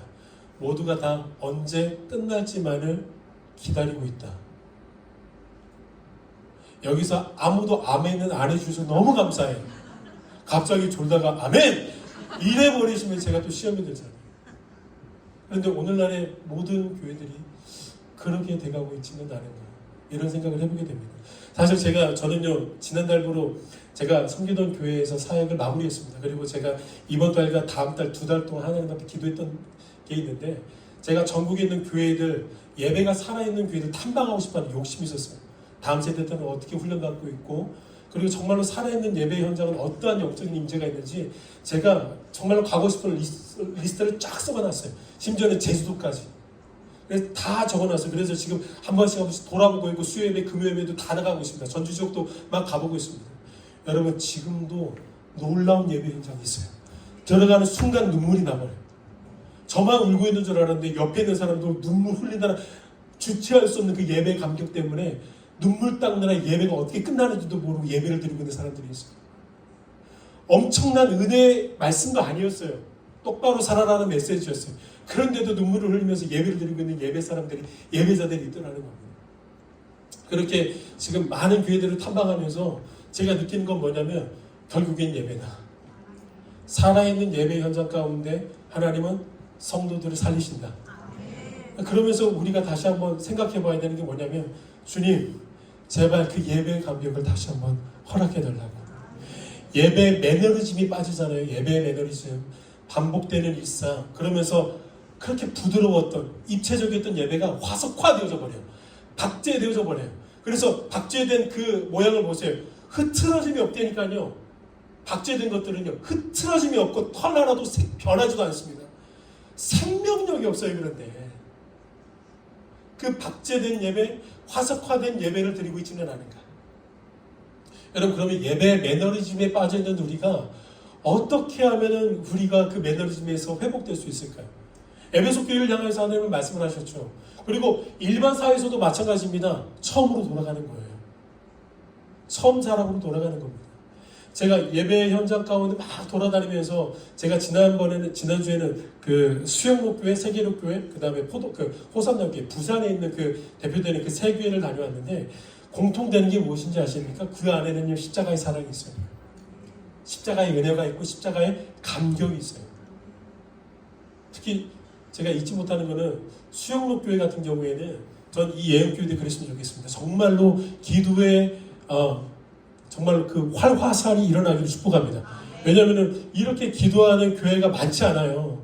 이거는 우리는 기도하고 있지 이렇게 어깨 피고 살으라고 하나님이 기도에 열정을 주신 게 아니라 이 기도를 통하여서 하나님이 이루실 일이 있기 때문에 그렇습니다. 수영록교회 가니까요 깜짝 놀란 게 8시 50분에 찬양이 시작되는 예배인데 8시 30분부터 수백 명이 맨 앞에 모여 있어요. 그러면서 구역마다 구역장들이 중보기도문을 잡고 계속 중보기도를 인도하고 있어요. 제가 8시 50분에 예배니까 8시 30분 정도에 도착해서 좀 마음의 준비를 하고 있는데 들어가는 순간 다 기도하고 있어. 20분 동안 뭐를 놓고 기도하고 있냐? 금요 예배를 위해서 중보기도를 해요. 700명의 성도들이. 제가 여기서 쇼킹해버린 거예요. 그러고 나서 50분부터 찬양이 30분 동안 시작이 되고 30분 후에 이제 말씀이 들어갈 법하잖아요. 거기서부터 30분 동안 또 기도를 해요. 그러니까 기도를요 말씀 들어가기 전에 1시간을 하는 거예요. 나라와 민족을 위해서, 신혼부부들을 위해서, 뭐 또 동성 합법화 되지 않도록 막 놓고 기도하고. 그리고 나서 언제 들어가냐 했던 그 말씀이 그제서야 들어가요. 그리고 그 말씀의 시간은 1시간. 그러니까 11시 10분 되더라고요. 11시 10분부터 본격적으로 기도하기 시작합니다. 개인 기도하기 시작합니다. 여러분 지금도 수많은 기도의 현장들 가운데 살아있는 역사들이 있습니다. 근데 그런 데를 보니까 결국에는 그 현장이 지금 살아있더라고요. 저는 이 현장이 그 현장 되기를 주의 이름으로 축복합니다. 그리고 그 현장 될 줄로 믿습니다. 여러분 우리에게 다시 한번 그 감격이 살아나기를 축복합니다. 하나님 제가 다시 한번 소망 되신 하나님을 발견하기를 원합니다. 오늘 10편 42편과 43편은요 동일한 후렴구를 3번 연속 반복하죠. 그러면서 우리를 회복의 길로 안내합니다. 내 영혼아 내가 어찌하여 낙심하며 어찌하여 내 속에서 불안해하는가. 너는 하나님께 소망을 두나 그가 나타나 도우심으로 말미암아 내가 여전히 찬송하려도다. 지금 다윗은요 다른 누군가와 대화하고 있는 게 아니에요. 보세요. 다른 누군가로부터 듣지를 못해요. 왜냐하면은 예배 현장에서 떠났잖아요. 지금 떠날 수밖에 없는 현장이잖아요. 누군가로부터 귀한 말씀, 달콤한 말씀을 듣지도 못해요. 제사장으로부터 말씀을 듣지도 못해요. 그러니까 듣지 못하니까 뭐가 찾아와요? 낙심이 찾아와요. 자기에게 찾아오는 건 뭐냐면 다 낙심을 말해주는 그런 메시지들만 듣고 있어요. 그러면서 다윗이 스스로 설교하기 시작합니다. 영혼에게 스스로 설교하기 시작합니다. 내 영혼아 내가 어찌하여 낙심하며 어찌하여 내 속에서 불안해하는가. 먼저 정죄해요. 무엇을요? 이 안에 꿈틀거리고 있는 죄를 정죄해요. 너 왜 불안해하고 있어? 너 왜 낙심하고 있어? 먼저 정죄하는 거예요. 날카롭게. 깨우는 거예요. 졸고 있는 그 영혼을요. 그리고 깨워진 그 영혼을 향하여서 정신 차리도록 한 다음에 이 말씀을 또 선포합니다. 하나님께 소망을 두어라. 그가 나타나 도우심으로 말미암아 여전히 예비하고 여전히 찬송하게 될 것이다 라고 말씀을 하고 있는 겁니다.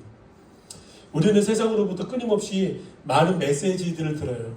우리가 어떤 고난 또 관계 안에 아픔이 찾아오고 어떤 다급한 문제들을 딱 껴안게 되는 순간에 듣고 싶지 않은데 수많은 메시지들이 우리 가운데 와요. 우리 안에 이미 입력되어져 있었던 것들이 있잖아요. 나에게도 이런 상황들이 찾아왔을 때 나는 이런 어려움들을 겪게 되겠지. 누군가가 들려주지도 않았어요. 그냥 유튜브로 보면서 인스타그램을 보면서 그냥 다른 사람들이 이렇게 넋두리식으로 말해왔던 것들이 나도 모르는 사이에 무의식 세계 속에서 다 입력이 되어져 있어요. 그런 상황을 딱 마주할 때 그 입력되어져 있던 것들이 다 메시지화돼서 내 귀에 막 그렇게 청각하게 들리는 거예요. 너 이제 그 꼴 되게 생겼다. 너 이제 이렇게 되다가는 너 이제 끝이야. 너 이제 일어날 수 없어. 다른 사람들 봐봐. 일어난 사람이 있어? 아무도 없잖아. 이제 너도 이러다가 끝나는 거야. 이러면서 수많은 메시지들이 우리 가운데 막 살아있어져 버려요. 그때 어떻게 해야 됩니까? 그거를 계속해서 곱씹어야 돼요. 그 메시지들이 마치 진리인 것 마냥 내가 이 진리를 사수하리라. 맞아. 그때 유튜브에서 또 봤던 그 진리가 진짜 진리지. 그러면서 그거 계속 부둥켜 안고 있어야 됩니까? 조정민 목사님이라는 분이요. 이런 이야기를 했어요. 우리는 끊임없이 외부로부터 들어오는 메시지를 수용하는데 익숙하다. 대부분 그 말들은 우리를 실망시키거나 두렵게 하는 메시지들 뿐이다. 우리는 세상으로부터 오는 메시지에 익숙해져서는 안 된다. 내가 나에게 던지는 메시지가 있어야 되고 그것에 익숙해져야 한다. 믿음이란 낙심되는 메시지가 나에게 들어와 있을 때 내가 다시 나에게 명령하고 나에게 선포하는 것이다. 이게 믿음이라고 말하는 거예요. 여러분들 한번 잘 생각해 보세요. 여러분 복음의 소식 그리고 하나님의 음성이 마치 삼투압 현상처럼 다른 것들을 막 밀어내고 있습니까? 아니면 들어오는 게 없으니까 세상으로부터 들어왔던 그 거짓 메시지들 복음 같지 않은 그 메시지들로 여러분들이 지금 우겨싸이고 압사되고 있습니까? 잘 한번 돌아보세요. 여러분들 어떤 메시지로 여러분들이 살아가고 계시는지. 팀 켈러라는 목사님이 오늘 시편 42편을 강의하면서 이 말을 써요. 소망을 재정렬하라. 그러면서 뭐를 먼저 이야기하냐면 내 감정과 소통해보라 라고 이렇게 권면을 합니다. 내가 스스로가 내담자가 되고 상담자가 되어져서 소통을 해보래요. 너 뭐 때문에 힘들어하고 있어? 영광아 너 지금 이런 상황이 찾아왔는데 너 뭐 때문에 힘들어하고 있어? 그럼 이제 또 내가 내담자가 돼가지고 이런 상황 때문에 이래서 힘들어.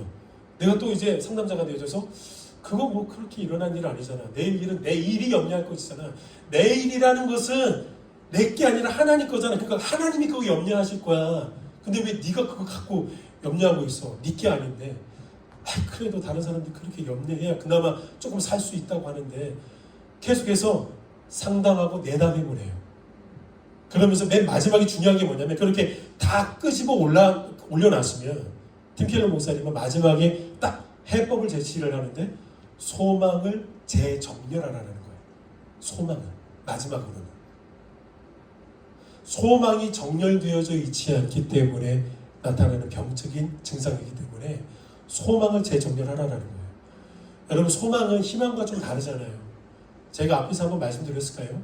희망상은요 참 절박한 단어입니다. 로또를 샀어요. 로또가 당첨되기를 바라는 것. 이거는 소망이 아니라 희망사항이죠. 될지 안 될지 아무도 몰라요. 자기도 몰라요. 그러니까 희망에다가 자신의 인생을 걸지는 않습니다.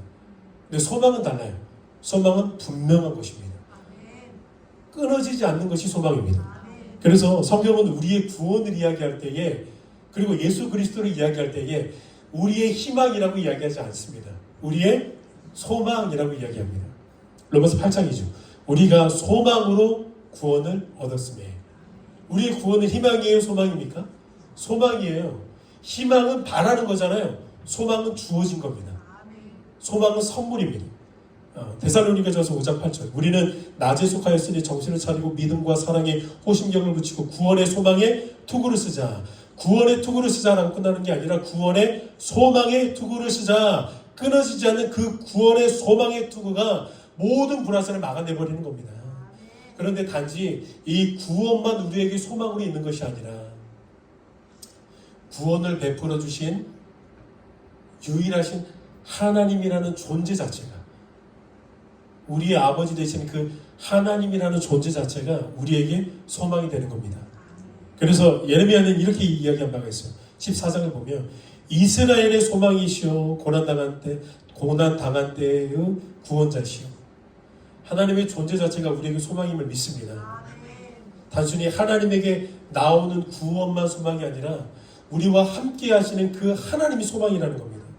자, 여러분 낙심되고 막 침체되어 있어요. 언제 내 예배가 살아날지 모르겠어요. 그래서 더 낙심돼요. 나에게 찾아온 문제가 언제 해결될지 모르겠어요. 이 고난의 터널 언제 끝날지 모르겠어요. 그때 여러분들에게 끊임없이 복음의 메시지를 들려주셔야 되는 겁니다. 하나님은 반드시 나타나셔서 나를 도와주시고 여전히 찬송의 소리가 그치지 않게 하실 것이고 나를 더욱더 굳건한 예배자로 살게 하실 것이다. 그것을 하나님이 이루실 것이다 라고 말씀을 하시는 겁니다. 6절 말씀을 한번 보세요. 내 하나님이여 내 영혼이 내 속에서 낙심됨으로 내가 요단 땅과 헤르몬과 미사엘산에서 주를 기억하나이다. 다윗이 지금 주를 기억해 보고 있어요. 그러니까 소망을 재정렬하고 있잖아요. 근데 소망을 재정렬하는데 주를 기억해 보고 있어요. 어떤 주를 기억해 보냐면 과거에 자신에게 은혜를 공급해 주셨던 하나님. 나를 사망의 음침한 골짜기로 데려가시더라도 그곳에서 해를 두려워하지 않을 정도로 나와 항상 함께 하셨던 그 함께 하시는 여호와 목자 하나님을 바라보고 있어요. 그러니까 그분을 바라보니까 소망이 알아서 재편되고 있고 재정렬되고 있는 겁니다. 하나님이 언젠가 한 번씩 나타나셨죠. 근데 다윗의 삶 가운데에 하나님이 나타나셨던 그때는요, 언제나 한 번도 늦어본 적이 없었고 한 번도 너무 일러본 적도 없었어요. 완벽하셨던 그 타이밍이었습니다. 그 하나님을 다윗은 다시 한번 바라보고 기억해보고 있는 겁니다. 그러면서 다윗에게 소망이 재정렬되면서 결국에는 어떤 믿음이 있습니까? 하나님은 또 한번 가장 완벽한 때에 나를 일으켜 세워주실 것이고 가장 완벽한 때에 나타나 주셔서 나의 기도에 응답해 주실 것이고 나를 도와주실 것이다 라는 이 믿음이 다시 한번 세워지게 되는 겁니다. 여러분 우리가 낙심하게 되는 이유가 뭡니까? 내가 원하는 때와 하나님이 원하는 때가 잘 맞지 않으니까 우리가 낙심을 하죠. 내가 원하는 때는 지금인데 하나님이 원하는 때는 wait, 조금 더. 그래서 낙심하잖아요. 그런데 여러분 대부분 지나고 나서 드는 생각이 뭡니까? 여러분들의 삶 가운데에 여러분들이 예수 그리스도와 함께 걸어왔던 그 과거의 발자국들을 다 돌아보면 내가 하나님에게 간구했을 때는 이때 하나님이 좀 나타나 주시면 참 좋겠는데 돌이켜보니 그때 나타나지 않으시길 참 감사하다. 이런 생각뿐이지 않습니까?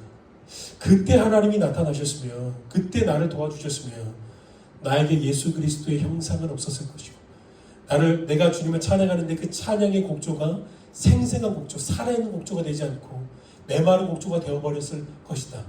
아찔한 거죠. 그때 하나님 나타나주지 않으셔서 참 감사합니다.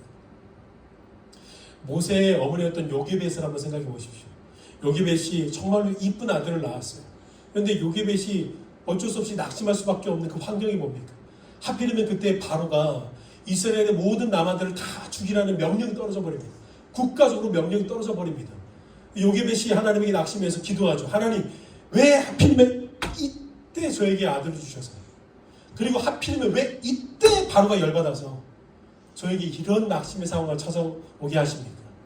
그런데 시간이 지나고 나서 요게벳이 깨닫는 게 뭡니까? 하나님은 선하시고 하나님만 완벽하시다. 이때 모세가 태어나지 않았으면 어떻게 될 뻔했을까? 아찔한 거예요. 하나님이 완벽하시다. 하나님만 완벽하시고 하나님이 우리의 기도에 응답해 주시는 그때가 가장 아름다운 때다. 여러분 보세요. 저기 지중해에서 지금 물고기 밥이 됐잖아요. 요나가 물고기 밥이 돼가지고 거기에서 이제 사흘 동안 있는데 계속해서 기도했겠죠. 주님, 제가 더 이상은 이 고약한 냄새를 못 맡겠습니다. 제발 저를 여기서 구원하소서. 여러분 만약에 근데 이튿날에 구원했으면은요, 딱 토하면은 바다에서 수영해야 돼요. 생각해 보세요. 그렇지 않아요? 그런데 하나님은요, 정확하게 사흘 후에 그것도 정확하게 하나님이 원하시는 그 뜻을 이룰 수 있는 그 한복판, 니느웨 성읍이 보이는 그 한복판에서 노아를 토해내게 하십니다. 가장 완벽한 때에 그 요나도 구원하시고 니느웨 성읍 백성들도 구원하시는 그때에, 그러니까 여러분, 우리의 기도에 지금 응답하시지 않는 것은요, 하나님의 구원의 계획이 있고 우리를 향한 또 아름다운 계획이 있음을 믿으시길 바랍니다. 그래서 우리가 소망을 생각할 때에 하나님께 소망을 두라는 것은 이 때에 대한 영역만큼은 하나님을 신뢰하고 하나님에게 모든 주권을 내놓는 훈련을 하는 것입니다. 그래서 사도 바울도 갈라디아서 6장 9절에 이런 말을 하죠. 우리가 선을 행하되 낙심하지 말지니 포기하지 아니하면 때가 이름에 거두리라. 우리가 선을 행합니다. 예수 그리스도를 닮기 위해서 한 걸음 한 걸음 걸어갑니다. 그런데도 우리가 포기하지 않을 수 있는 이유, 우리가 이 소망 가운데 한 걸음 한 걸음 걸어갈 수 있는 이유는 뭐냐면, 말씀이 이르기를 때가 이르면 하나님은 거둘 것이다. 이 약속의 말씀 때문인 줄 믿습니다. 예수님이 공생의 사역 가운데에 하나님 아버지를 농부라고 표현하신 적이 있습니다. 근데 저는요, 이번에 말씀을 준비하면서 하나님이 농부라는 게 참 마음에 와닿던 부분이 뭐였냐면, 농부가 가지고 있는 가장 1차원적인 그리고 가장 상식적인 지혜가 있습니다. 그 지혜는 뭐냐면, 농부는 뿌릴 때와 거둘 때를 알아요. 새들은, 그리고 못 배운 그 짐승들은 막 씨만 보면, 냄새만 보면 막 밭을 다 헐키고 다 망가지게 해서 자기도 못 먹고 다른 사람들도 못 먹게 하는데, 농부는 가진 지혜를 통해서 언제 뿌려야 되는지를 알고, 언제 비를 맞춰야 되는지를 알고, 물 줘야 되는지를 알고, 언제 거둬야 되는지를 안다는 거예요. 여러분, 우리의 인생이 농사라면, 우리의 인생을 주관하시는 농부 되시는 분은 오직 우리의 목자 되시는 여호와 하나님임을 믿습니다. 마지막으로 이 그림 한 번만 보고 우리 살아있으면 좋겠는데, 제임스 와트라는 영국의 화가가 그린 소망이라는 작품입니다. 저기 원을 보시면요, 저 원은 지구예요. 근데 지구가 살아있는 지구가 아닙니다. 그리고 소녀로 보이는 여성이 이제 남노한 옷을 입고 앞이 보이지 않은 상태로 하프를 붙잡고 귀를 대고 연주를 하고 있습니다. 그런데 하프를 유심히 보시면요, 모든 줄들이 다 끊어져 있습니다. 그런데 딱 한 가닥 줄은 남아 있습니다. 그리고 저 앞이 보이지 않는 소녀가 그 남아있는 한 가닥 줄을 연주하면서 계속해서 자기의 일을 해나가는 겁니다. 제임스 와트는 이 그림의 제목을 소망으로 지었습니다. 많은 것들을 해석할 수 있는 것 같아요. 그런데 저는 말씀 안에서 저 그림을 해석해 보기를, 소망은 끊어지지 않는 것이다. 끊어지면 그건 소망이 아닙니다. 하지만 소망은 끊어지지 않습니다. 여러분들의 삶 가운데에 하나님, 언제쯤 제가 그때 그 첫사랑처럼 예배를 회복할 수 있을까요? 주일날이 오는 게 힘들어요. 봉사하는 것도 힘들고 기도하는 것도 힘들어요. 다른 사람들은 막 6시간씩 기도한다고 하는데 너무 힘들어요. 그래서 낙심이 찾아올 때 여러분, 어디에 소망을 두시겠습니까? 야, 다른 사람들은 막 이렇게 열심히 찬양하고 막 이렇게 기도했더니, 이렇게 했더니 기도가 잘 됐고, 밥원 받았더니 기도가 더 잘 됐고, 이런 데다가 소망을 둬야 되나? 아니요, 그런 데다 소망을 두지 마세요. 하나님에게만 소망을 두세요.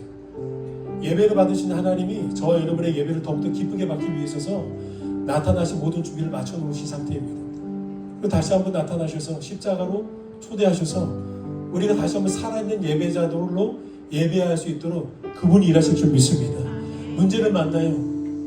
어려움을 만나요. 하나님, 이 문제, 이 어려움 언제 끝나요? 하나님, 언제 끝나요? 세상에서는요, 이거 웬만하면 안 끝난대요.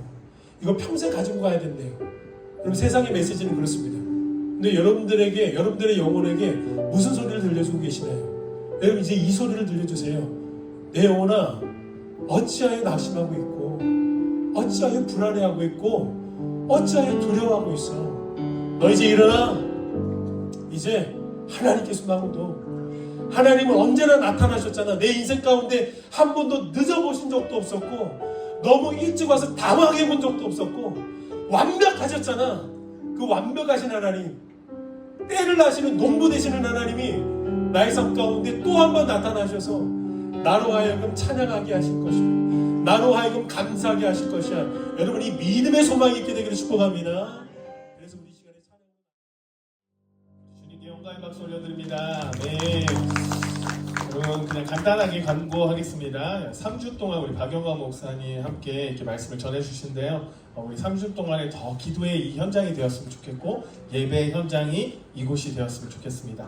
많은 분들을 이곳에 초대하셔서요, 우리가 정말로 좋은 말씀과 좋은 찬양과 좋은 기도로 하나님께 영광 올려드리는 그런 시간이 되었으면 좋겠습니다. 다시 한번 우리 주님께 영광의 박수 올려드립니다. 네, 우리 함께 옆 사람을 바라보면서 함께 축복해주면서 이 시간을 이렇게 진행하도록 하겠습니다. 함께 여러분들 바라봅시다. 옆 사람 함께 축복합시다.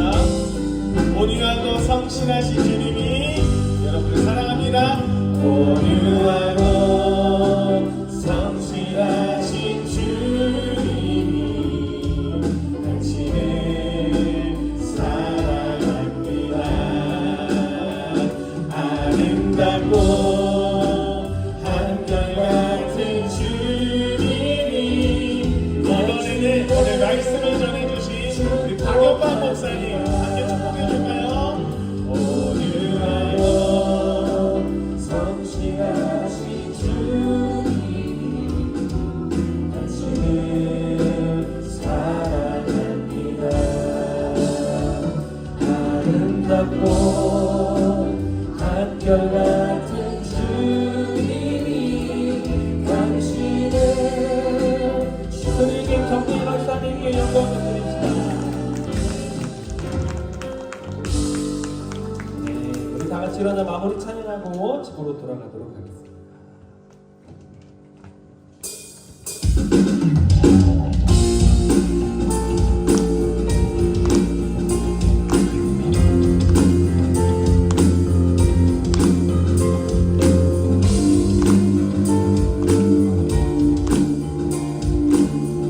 주님의 마음이 듣고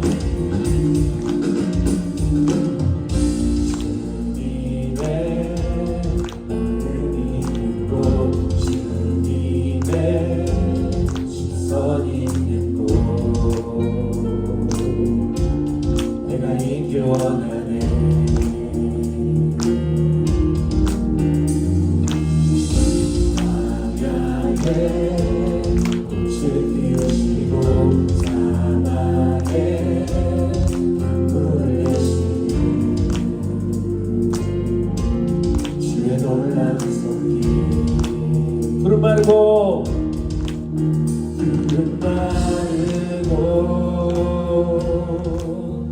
주시느라 주의 말씀은 영원하네.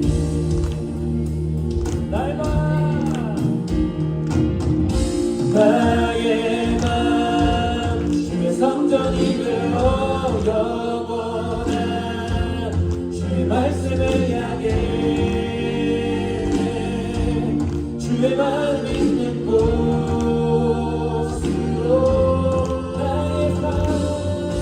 나의 삶 주의 말씀을 따라 이루신 주의 나라를 향해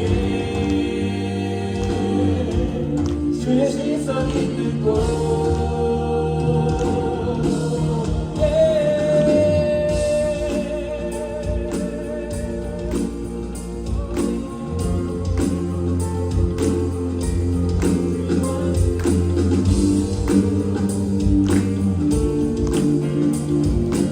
다시 한번 고백합시다. 주님의 마음 있고 주님의 마음 있는 곳, 주님의 시선 있는 곳, 내가 있길 원하네. 푸른 마르고 푸른 마르고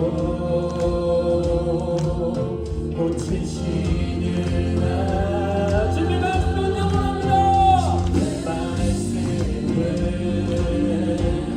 영원하네. 전능하신 주 거룩하신 왕 주님의 말씀 이루시네.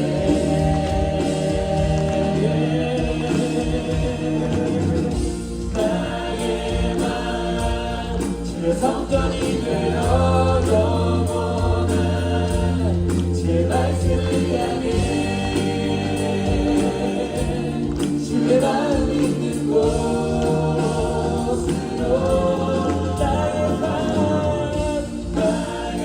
삶 주의 말씀을 따라 이루시 주의 나라를 향해 주의 시선 있는 곳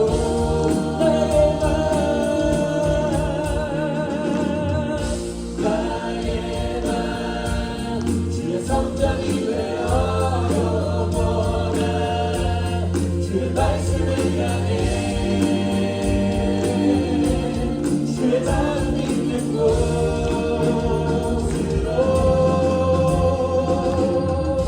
나의 삶 주의 말씀을 따라 이루시 주의 나라를 향해 주의 신선 있는 곳 주님을 믿고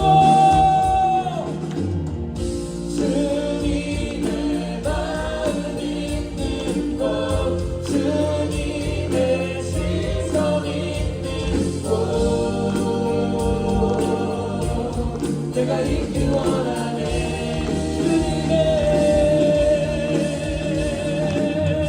주님의 마음 있는 곳 주님의 시선 있는 곳 내가 있길 원하네. 주님 감사합니다.